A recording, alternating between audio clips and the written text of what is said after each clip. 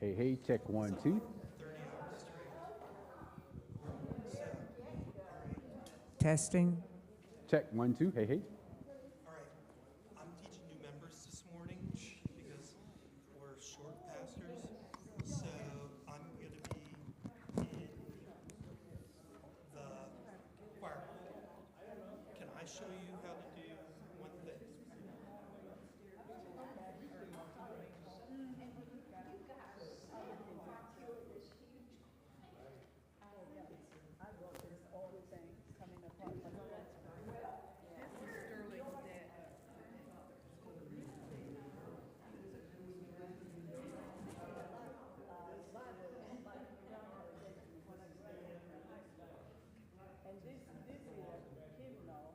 I know John and Misty are coming. Oh, good. Misty texted me. Cool. And there was no parking. There's always parking here. I had to park way up. What's going on that's I new? don't know. I don't think it's church. Usually I would, Do you know what's going on? There's no parking. What is the parking? Well, there's no parking places. So I want to know why. Close the cars in? I knew. In case I hadn't figured it out. You can't park it because. Yeah. I don't either. Something going on at Davidson this morning? I don't know. Sunday morning? Well, I like your cake. My what? Oh, thank you. Thank you. Yeah, I would have worn a big jacket had I gone outside a little earlier and realized how crazy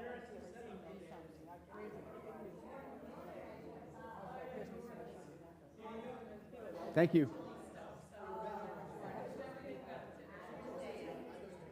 Yeah, this is a different thing. I'm like a lab rat. I'm not used to it. That's changes. Everybody walked in and said, what's going on?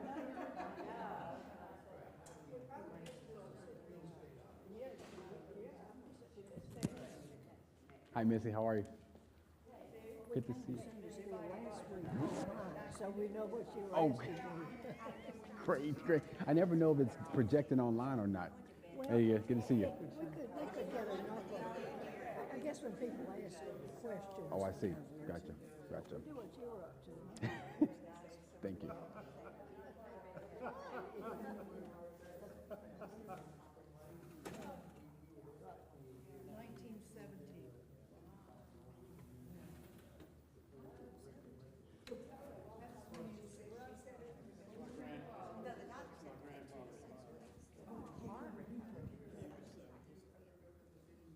See, that's really good. That's a good sign. She's a goer. But that was a cute picture. See, I'm sorry. I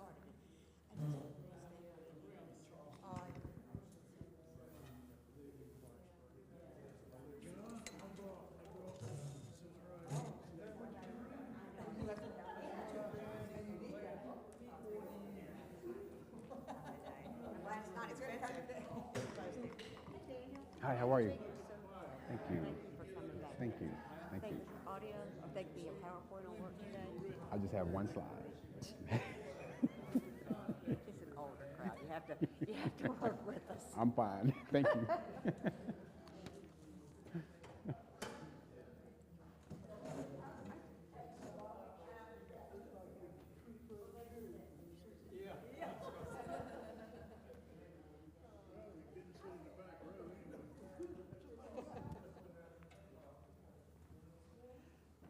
Good morning.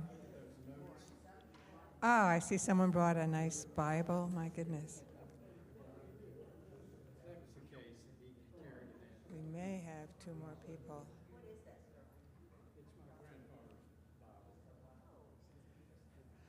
Okay, let's start.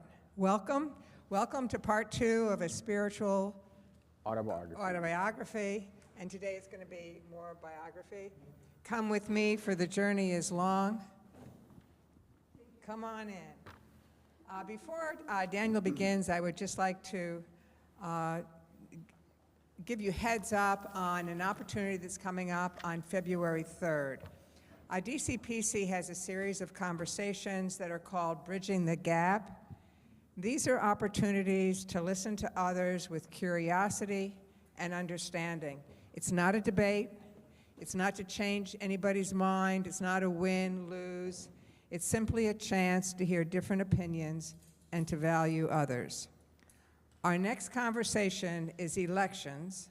How should we encourage and strengthen voting? We will send you materials ahead of time.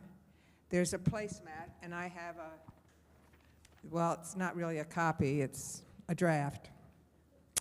But we'll send you a placemat of 3 options, and under each option are possible actions. And then we get together in maybe 8 people, 6 to 8 people in a round table, and we look at those actions and we share what are the positive or negative attributes of each one of those actions.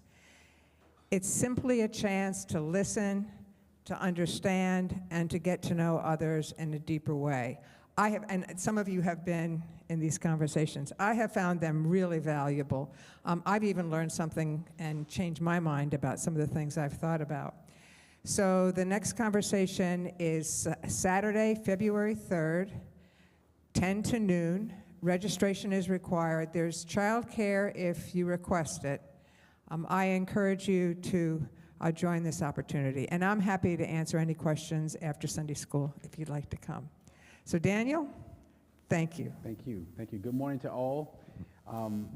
Thank you for coming back. It's such a pleasure and honor to be with each of you again. And because I know some folks might have to scoot, I'm going to kind of reverse the order. I'm going to do let's do the sharing on the front end, and then we can do a couple of activities together on the second half. So let's begin like we began last week by setting the stage of our time together, and that's with this song. Come with me, for the journey is long. Come with me, for the journey is long. Come with me, for the journey is long. Come with me, for the journey is long. The journey is long. The journey is long. The journey is long. The journey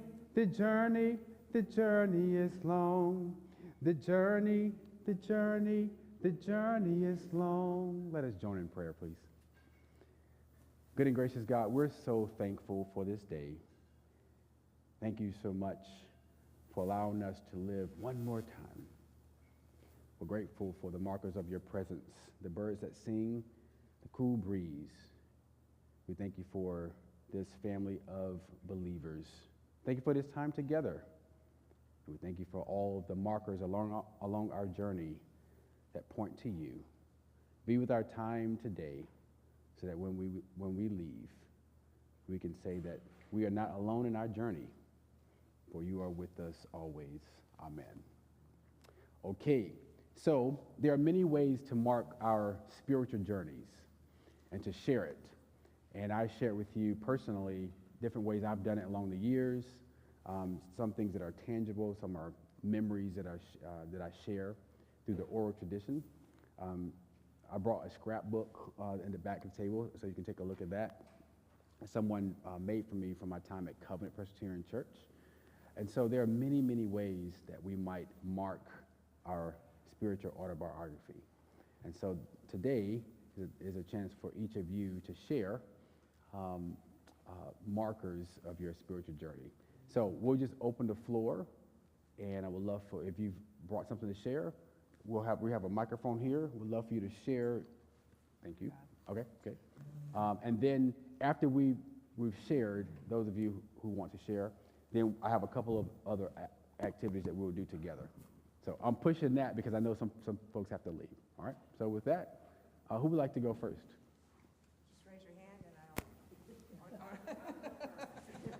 don't really need a microphone. Yeah, you do, because we're recording and they can't hear you if they're listening.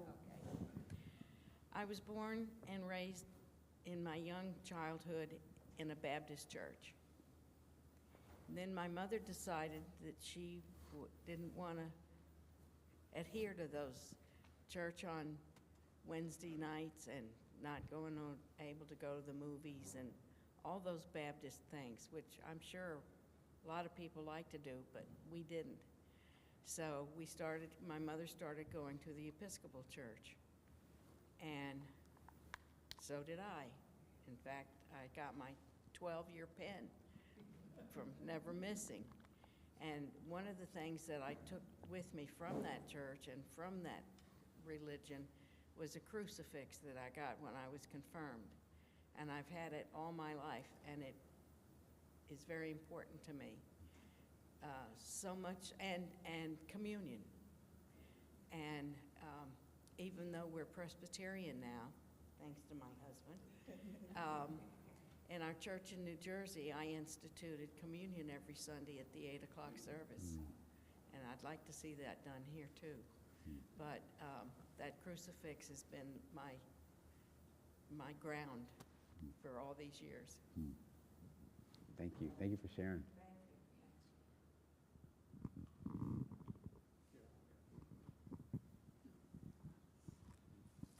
It's hard for me to say where my journey began, except I've never known anything except a Presbyterian church. I grew up in West Virginia, and the little church in my community was called Elk Hills Presbyterian Church, and it was an outgrowth of the First Presbyterian Church in Charleston. When my parents bought property in this little community in 1940, right after they were married, there was no church in that community, and some of the neighbors got together and used the old garage on our property to meet as first of the group. And ultimately, that resulted in the building of a little church there. And I remember my mother telling me that I rode my kiddie car up to watch the steam shovel dig the basement for the church.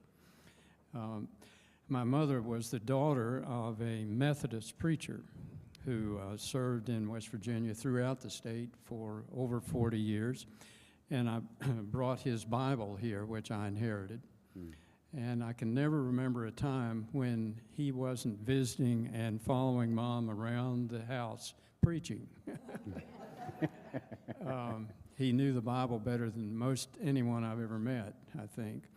And his life started as a 15-year-old coal miner back in the hills in West Virginia. He ultimately got to college, I guess, and was ordained and was a tremendous preacher. And I can remember traveling with him to one of his churches. He would serve sometimes 3, 4, and 5 churches.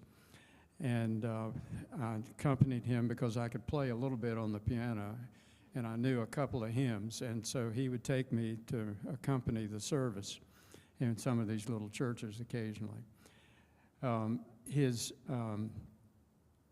word to me, he thought I might be a preacher one day, and he said, just remember, preach the gospel. Don't bother with all this other stuff, just preach the gospel. Well, unfortunately, I didn't pursue that, I guess, but I found a calling at Davidson College that was different, but it's been an influence all my life. Thank you so much. Sterling, would you just hold that Bible up? Because you mentioned the Bible, so this is the actual Bible that you inherited from your grandfather. This was Grandpa Peter's Bible. Yeah. It was Grandpa Peter's Bible. That's awesome. My goodness. It obviously is the King James Version, but all of his notes are My goodness. in here, and it's well worn, of course. Thank you. Thank you, It's a real Sterling. keepsake. That's great. Anybody else? That's great.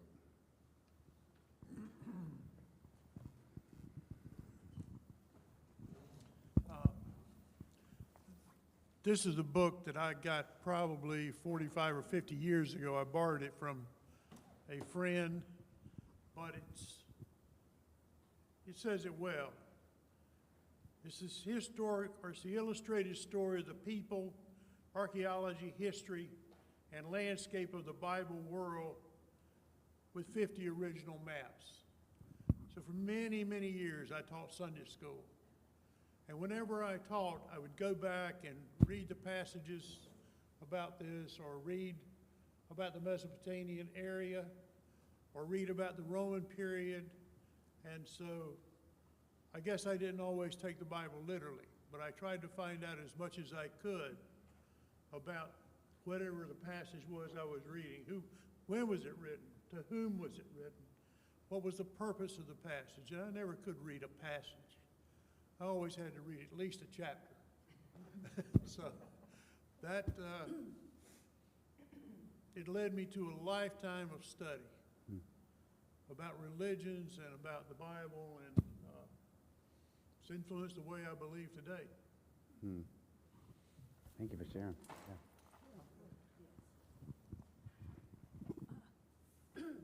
I think most of you noticed that I'm from Japan. So I was born in a generation, long line of Christian, family and all relatives in the towns. And when I graduated from high school, my grandfather always gave the grandchildren this Bible. So I carry this since that time. And this is my favorite. You can say it's well worn. This small hymnal was given by the church that our family belonged to, and they actually built it years ago.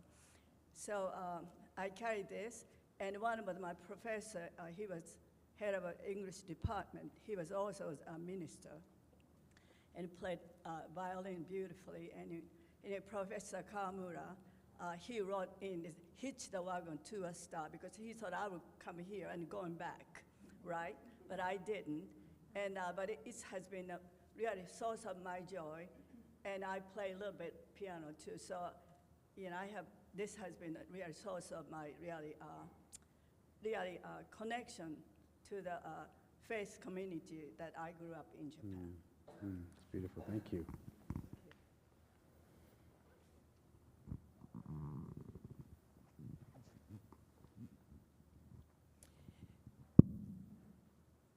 My story that I want to share is simply one that is, the journey is long, because mine goes from birth to where I am today.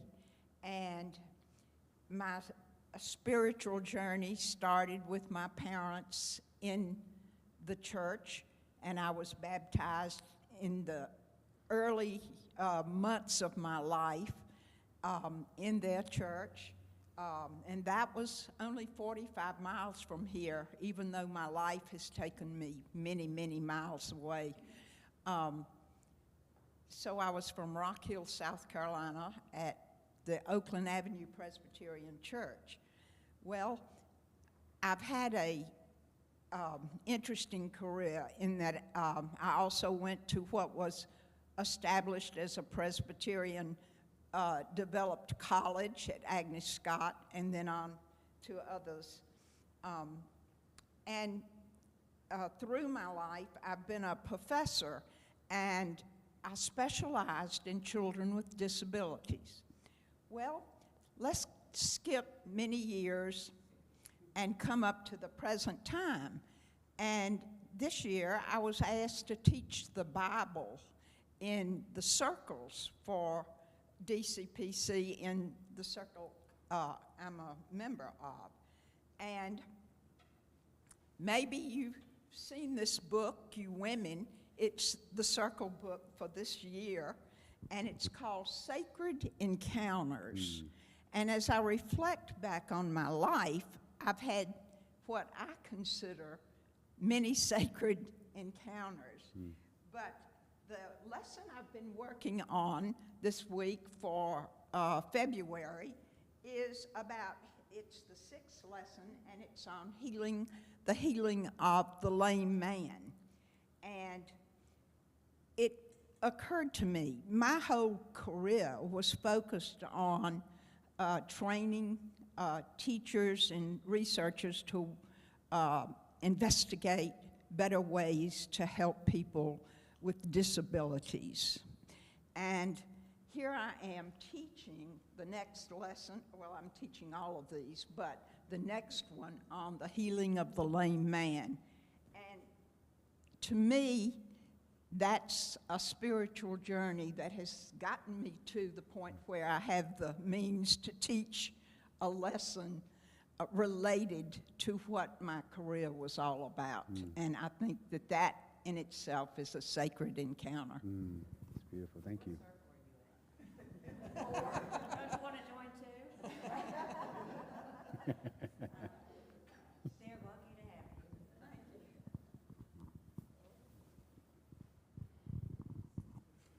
have you. Missy and I were AWOL last Sunday. We couldn't brave the weather, but I was listening to Daniel's wonderful lesson, and I thought, gosh, what could I bring that would represent something of my life? And I've off and on through the week been looking at photographs around the house and seeing my parents, my grandfather. Grandfather was a Presbyterian preacher. I was, if there be such a thing, I was a deep water Presbyterian from the beginning. And then this photograph of our two sons and daughter-in-law, all three of whom are Presbyterian elders, which is a matter of just absolute hubris for me. I just think it's great. But the thing I brought is the Celtic cross. It was given to me during my first time in ministry at Auburn University. I was campus minister, and one of the young people in the group, who eventually became a Presbyterian minister himself, went to Iona in Scotland, which is kind of the headwaters of Christianity in Scotland, spent the summer there on a kind of extended retreat, came back convinced that he should go into the ministry, which he did, and he has had remarkable ministries in Alabama and subsequently in Minnesota as an inner city pastor with a real heart for people who have nothing. He brought this back to me as a gift, and I set it on my desk then, and I've had it in my office or in our guest room now ever since. And it's a reminder to me of the fact that there are generations of faithful people who've gone before us and put us where we are today, and that in gratitude, I say there are generations after us who are going on to carry on the same tradition, not necessarily being Presbyterians, quote unquote, but understanding the meaning of the gospel. It's beautiful. Well, I'll go next. I brought 3 markers, and I'm wearing them. The first one is this locket, and it actually has my picture in it, but it was my grandmother's locket. And it's symbolic to me because of the absolute blessing I had of having a family that were so grounded in I think, good things. They were Presbyterians, dare I say they were Democrats. They were always, I guess I always felt a sense of values coming from them as well as love. The second one, like Rebecca, is my Agnes Scott ring. And the 4 years at that place opened my mind up to so many things. It was just part of that journey where I just felt like I was sailing through and getting stronger as I went. And then the third thing is obviously my wedding ring. And this guy has sort of dragged me through the last 60 years, kind of like Hansel and Gretel. And mostly he determined the direction we were going, but in each case, I found it to be so gratifying and found ways to express myself in my own way. So those are my 3 markers. Wow, that's beautiful. Anybody Gosh, else? I hate to follow those 3, but I'll take a quick stab at it. And like many of you, I feel so blessed and so fortunate to have parents who grounded me so early in the faith.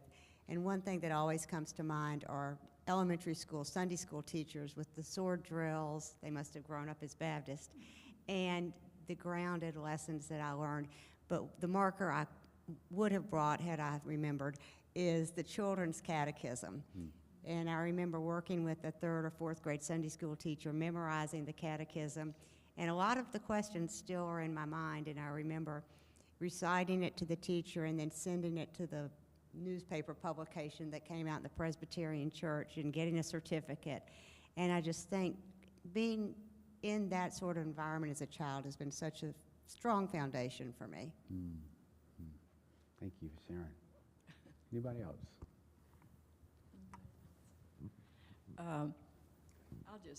I didn't bring a marker, but I'll briefly tell you that, like many people here, I was steeped in generations of Presbyterianism, and eventually married a Presbyterian minister. And for 40 years, we slugged it out together. And I felt like it was a wonderful time, and we had exciting adventures. But when you're in the preacher's family, you get in the middle of the minutia of the church, and it's sometimes harder to maintain your own spiritual place in a way. And so when I came back to Davidson, my husband died immediately almost. I was released from that position, and I've journeyed for the last 20-some years along the way, and I've come to think that I became myself at that point in my life. And one thing that I would say that icon that I would point to is the church building here. I have greatly appreciated being a part of DCPC, and from the time when I was by myself in the church, I've been able to find my little places in the church, which have meant a lot to me. And it all kind of came together during COVID when we were not together as a church, in the church building. And I came to realize that the meaning of the church and the building itself to me, and you should know that I love buildings and architecture and things like that, is that the meaning is community. And I think that we can gather together as friends. We don't agree on a lot of things, but it's a place where you can come together with our spiritual heritage and what we have developed together. So that's my story.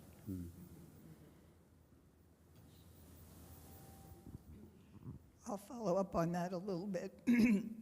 I was trained as a Stephen minister about a dozen years ago. And so when Joe and I decided it was time to leave the Washington, D.C. area and that we would come closer to our daughter and her family, one of the important things for us in finding a church was to find a congregation that included Stephen ministry, because I had found it so valuable.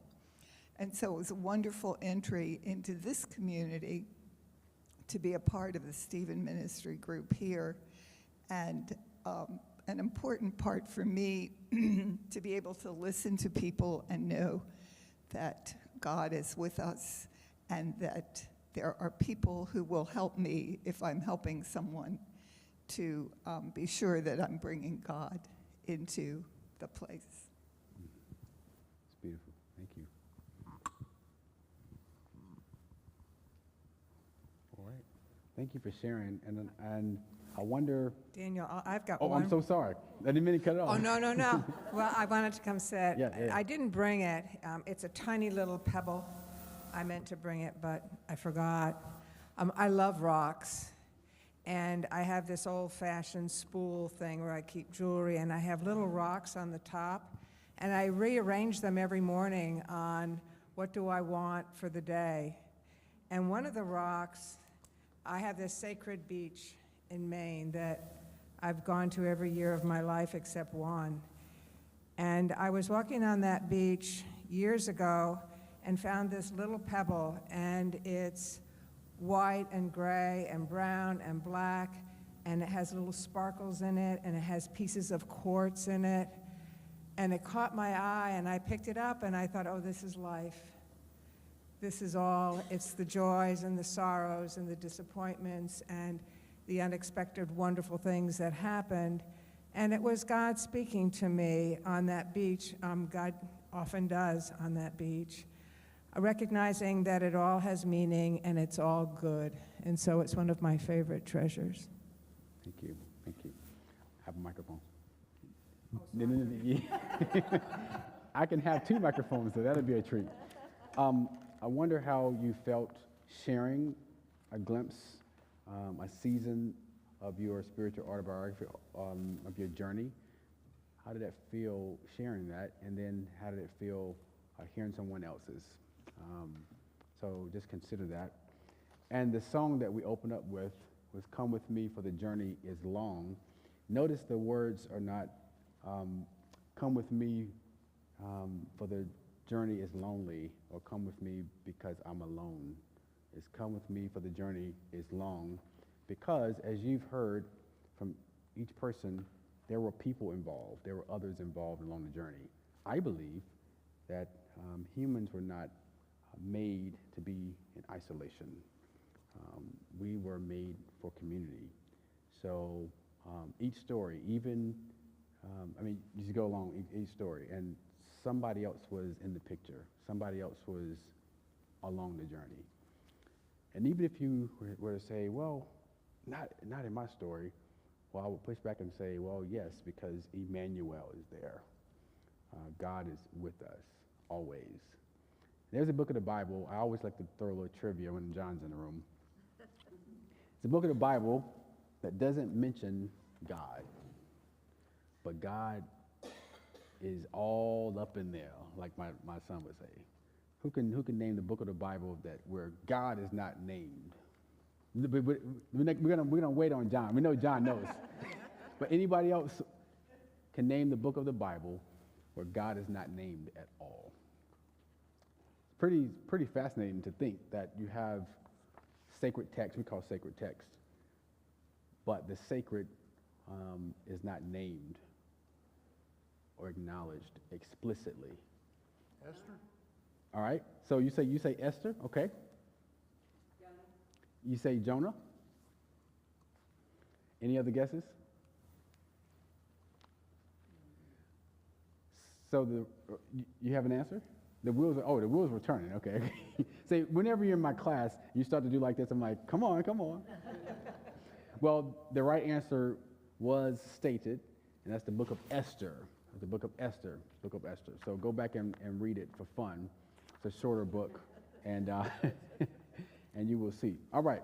I know a couple of you need to slide out, so feel free to slide out. It would not disrupt a thing. I have a couple of other activities. I want to turn our attention now to Scripture. We read the Scripture last week, but I want us to do it together today. The book of Joshua, the 4th chapter, verses 1 through 7. We could have read more, but I want to practice Lectio Divina, which is kind of a sacred spiritual practice whereby you read a sacred text slowly, several times, and listen and consider how God might be talking to you, revealing things to you. So here's how we would do it. Several ways to do it. I will read the text one time, and we'll have like 30 to 60 seconds of silence. After which, I will invite you to speak aloud one word that comes to mind, one word that sticks out, one word that resonates. All right? Then I will read the passage a second time. Then we'll have the same amount of silence, 30 to 60 seconds. And then I'll invite you to say a phrase, okay, that resonates with you. It's in the text, okay? I'm writing this down because I do it different ways and I don't want to get phrase. All right. And then we will do it a third time, after which I would ask you to share, if you feel comfortable, what is God calling you to do, or how is God calling you to respond? Is there instruction? Is there direction from this passage? And you might not speak all three times, so I'll invite you to do that. So here's the first reading. When the entire nation had finished crossing over the Jordan, the Lord said to Joshua, "Select 12 men from the people, one from each tribe, and command them. Take 12 stones from here out of the middle of the Jordan, from the place where the priest's feet stood. Carry them over with you and lay them down in the place where you camp tonight. Then Joshua summoned the 12 men whom he had appointed from the Israelites, one from each tribe. Joshua said to them, "Pass on before the ark of the Lord your God into the middle of the Jordan, and each of you take up a stone on his shoulder, according to the number of the tribes of the Israelites, so that this may be a sign among you. When your children ask in time to come, 'What do these stones mean to you?' then you shall tell them that the waters of the Jordan were cut off in front of the ark of the covenant of the Lord. When it crossed over the Jordan, the waters of the Jordan were cut off. So these stones shall be to the Israelites a memorial forever."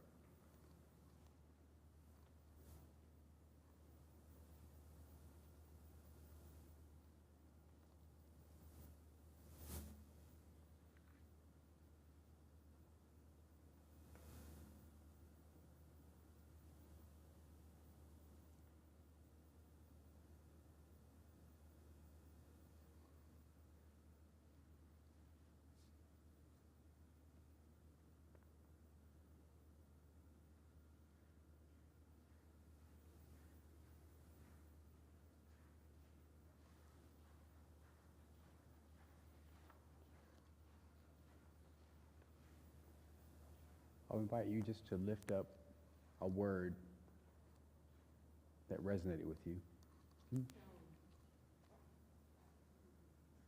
Stone. Crossing over. Okay? Forever. Forever. Crossing. Memories. Yes. Memorial. Memorial. Find. Good. Here's a second reading. When the entire nation had finished crossing over the Jordan, the Lord said to Joshua, "Select 12 men from the people, one from each tribe, and command them. Take 12 stones from here out of the middle of the Jordan, from the place where the priest's feet stood. Carry them over with you and lay them down in the place where you camp tonight." Then Joshua summoned the 12 men whom he had appointed from the Israelites, one from each tribe.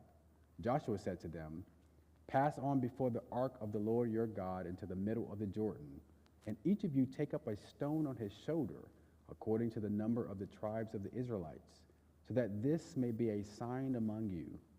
When your children ask in time to come, 'What do these stones mean to you?' then you shall tell them that the waters of the Jordan were cut off in front of the ark of the covenant of the Lord. When it crossed over the Jordan, the waters of the Jordan were cut off. So these stones shall be to the Israelites a memorial forever."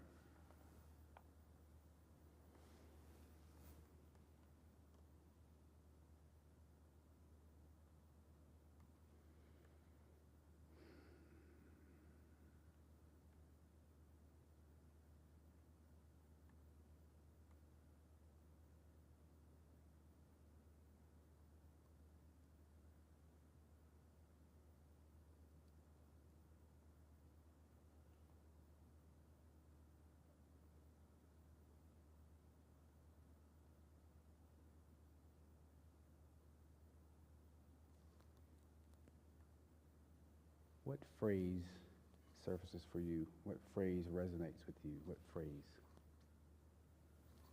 Memorial forever.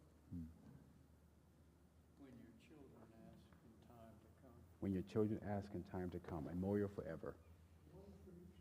One from each tribe. A sign among you. Middle of the Jordan. In the middle of the Jordan. In the place where you camp tonight. In the place where you camp tonight.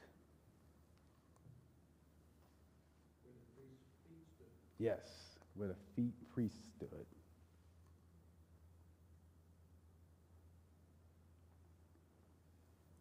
Lots of sermons in here. My goodness. All right. Here's the third reading. When the entire nation had finished crossing over the Jordan, the Lord said to Joshua, "Select 12 men from the people, one from each tribe, and command them. Take 12 stones from here out of the middle of the Jordan, from the place where the priest's feet stood. Carry them over with you and lay them down in the place where you camp tonight. Then Joshua summoned the 12 men whom he had appointed from the Israelites, one from each tribe. Joshua said to them, pass on before the ark of the Lord your God into the middle of the Jordan, and each of you take up a stone on his shoulder, according to the number of the tribes of the Israelites, so that this may be a sign among you. When your children ask in time to come, what do these stones mean to you? Then you shall tell them that the waters of the Jordan were cut off in front of the ark of the covenant of the Lord. When it crossed over the Jordan, the waters of the Jordan were cut off. So these stones shall be to the Israelites a memorial forever. This is the word of the Lord. Thanks be to God.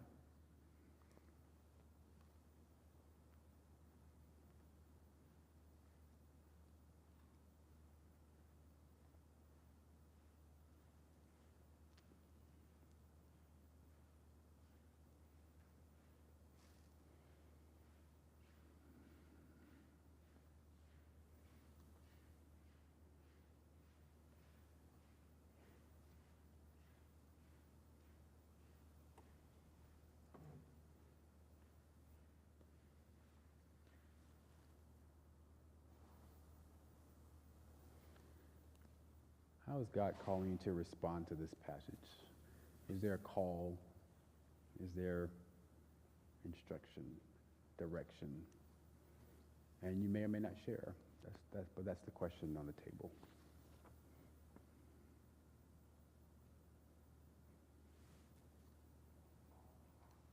I'll share. I love this part when it says, take 12 stones from this place and carry them over with you.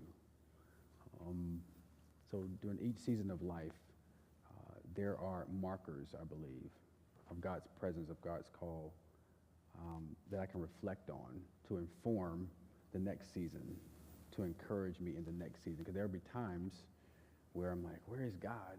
And I can be reminded, well, God was here and there, and so God is with me now. Just a little bit of background about this passage. Many people lift up crossing the Red Sea, and that's great and miraculous. But God was also with Joshua crossing over dry land. And so this story is not as well lifted up, I think, especially in the children's ministries. But I just wanted to lift up that God did the same thing. God did a new thing in a similar way. So that's what's resonated with me, the instruction, direction, the encouragement to take markers intentionally and carry them over with me into each season of life. I think it raises a question for me. How do you adequately answer the question your children ask? What are these stones? I'm sorry. How do you adequately answer the question of what do these stones mean in every generation? A memorial forever is a gracious thing, and we have things like Scripture to help us along, but my often quoted line from James Russell Lowell, new occasions teach new duties. And how do you bring this message to those who come after you? That's great, John. Love that. Daniel, you want to pass it? Oh, I'll pass it. Sure. I can pass it. Sure, thank you. Happy. Listen, when you're beside John, you have to be ready. It seems to me that it's an obligation or it's a calling to live for the next generation. That is to model and to be ready to express God's love for those who come after. Yeah. Thank you, Sterling. My response, I think, is a more personal one. I'm thinking of the fear that probably most of us feel right now with the chaos of this world. And this is a reminder to me that from the very beginning, God was there in the deep problems that people were facing, and that the story is just to remind us of that, remind me of that. That's good. Thank you, Missy.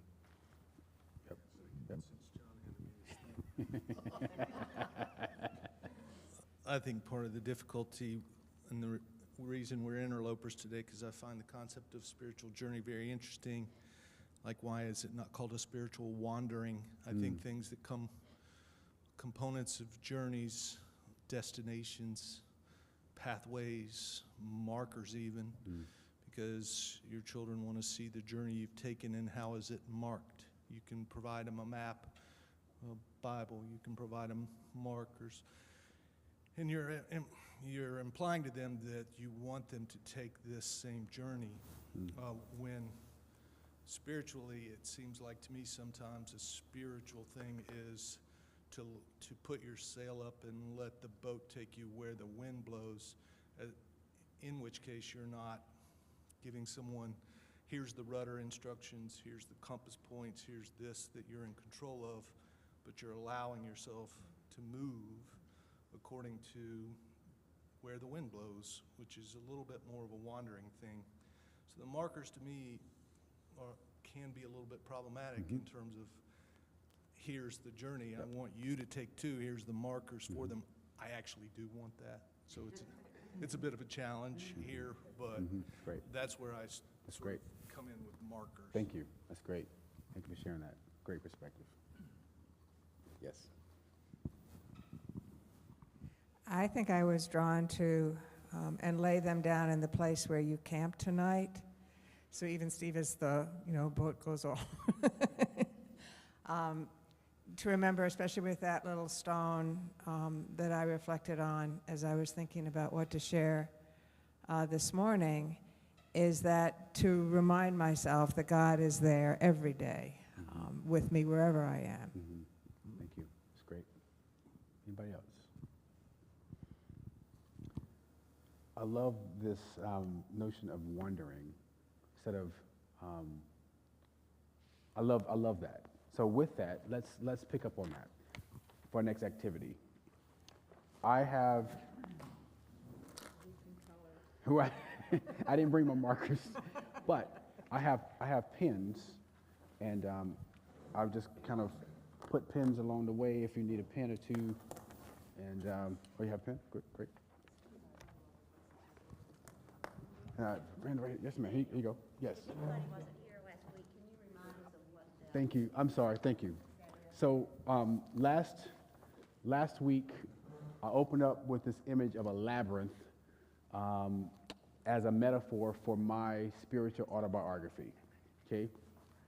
This labyrinth is actually, I didn't just pick this off the internet. I built this labyrinth when I was at Princeton Seminary, and this is behind one of the residence halls, and now students use it for some contemplative practices, for their spiritual practices, to get away, to breathe, to reflect, to center.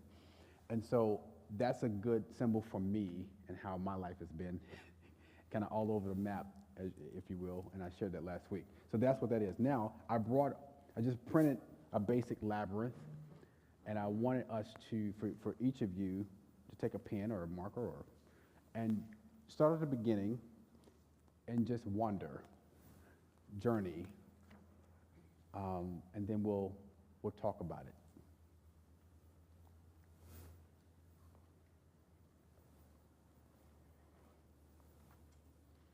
It's not a race.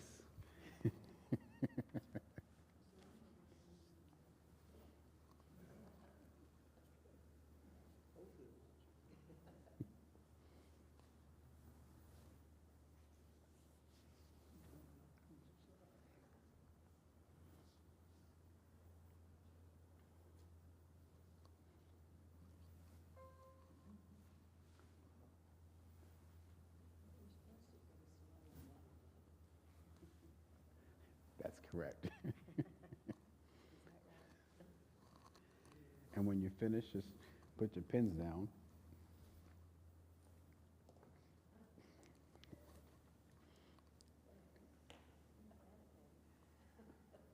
I love it that it doesn't matter when I give this exercise, and it doesn't matter to whom, it's the same result. I'll tell you in a minute.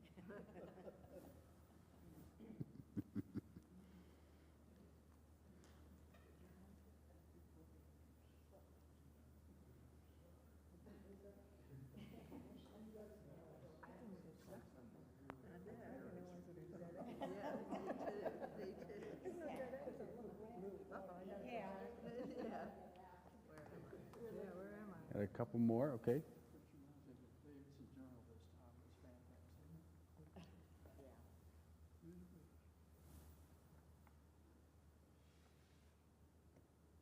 And some people decided to do it multiple times. Good.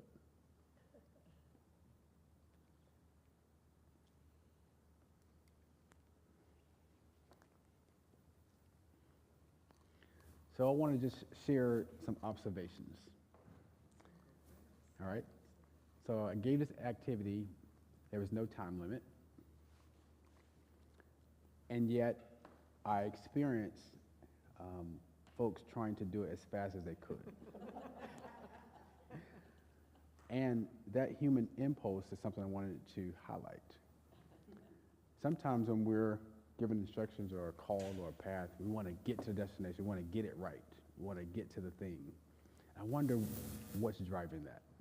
Have you ever thought about that?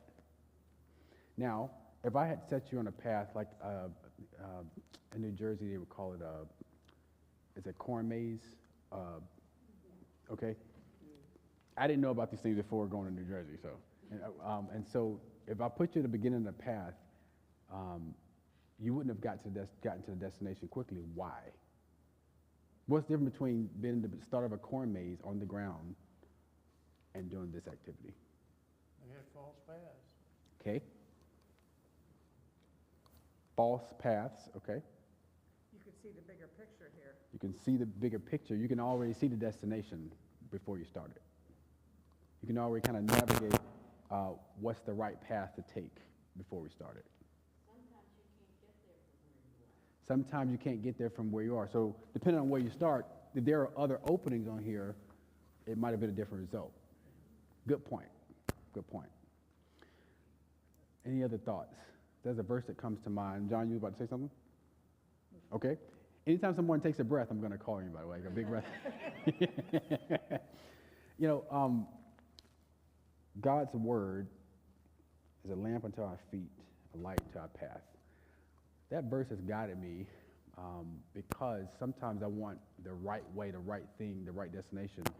And I've, in my personal journey, have been reminded and encouraged that sometimes God will just give you the next step, shine the light on the next right step on the path. Because sometimes if God would show you this, you might run in the other direction. For an example, I'm talking personal testimony. If God had shown me where I was headed in terms of being an ordained minister at Davidson College, I would have laughed so hard, I couldn't fathom that where I was. So it's beautiful that, and I'm wondering too, if God would have showed me that, I would have tried to get to that destination very quickly. Like, how can I manipulate it to get there faster, right? Because I'm getting here at age, how old was I? 41. But I knew I could have cut out some seasons of life, could have cut out some things to make it here faster. Does that make sense? Yeah. So I just wanted to point out to you that in this exercise, I saw everybody going, almost trying to compete to get there. But what happened when you got there? What? John said he wanted to get back out. What happened when you got to the destination? So it might have been fun to like get there, but once you got there, what happened? Oh, so it was a game. You won, right? But that's the way we feel. We got the prize. We did the thing. And so I would just caution you as you go out this week to consider where God is calling you and do it slowly. Do it slowly. Listen slowly and respond slowly. Be present. Because you could miss some things. You could, like, by doing it really quickly, I wonder if you missed some things. For instance, did you notice how wide the path was? Did you notice if you were going left or right at every given time? Did you notice the shape of the labyrinth? Did you appreciate it? I'm not sure those are things to consider. I'm just throwing out some things. That this is intentionally drawn, and I wonder if we're to notice more than just getting to the destination, is the point. Just. I think this is where your faith comes in. When you come to a stopping point, you have to,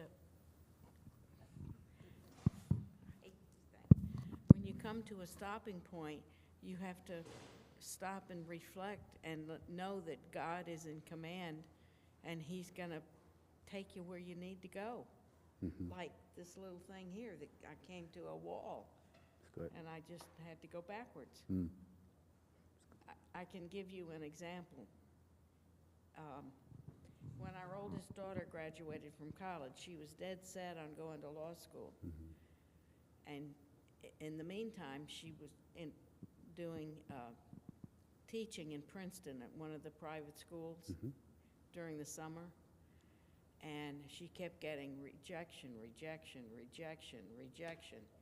And Walt's business partner at the time had a good friend who was in the admissions office at Seton Hall Law School. And he called Walt to say that all of her applications coming from the college were incomplete. Mm. And during this time, she said to us, maybe God's trying to tell me I should be a teacher instead of a lawyer. And then when we got this news that her record was incomplete going out to all these colleges, we got in touch with the college and they corrected it, and she did get accepted to college, and she's a very successful lawyer today. But she had those feelings, and we kept saying, God is guiding your path. You've got to let God guide your path. And eventually he did to law school. That's great. Thank you for sharing that. I want to end with this because this opportunity. There are times along our path or during our wandering that we will experience some pain, some conflict, trauma even. Just the nature of being in this fallen world, just the nature of being human. And so tomorrow the chaplain's office is presenting the Staley Lecture. It's an annual lecture where we invite someone from around the world or community to come and share something of their faith from a Christian perspective. And tomorrow the lecture is entitled Surviving and Thriving, a Christian Model for Trauma Recovery. It's Dr. Tima Bryant, a clinical psychologist, professor of psychology at Pepperdine University, also an ordained minister. And she was the 2023 American Psychological Association president. And so she's going to speak in the 900 room of the Union at 7:30, and we will stream it. And so the information is on the website if you cannot make it in person. But I thought this might tie into our journeys, our wanderings, that how might we survive versus thrive versus survive. And I thought that was an interesting concept and opportunity to listen and enjoy Dr. Bryant. So thank you so much for coming, and it's been a joy and delight to be with you. Take care. Daniel, it has been our joy and our delight. Thank you, thank you, thank you. Thank you all. Take your labyrinth with you.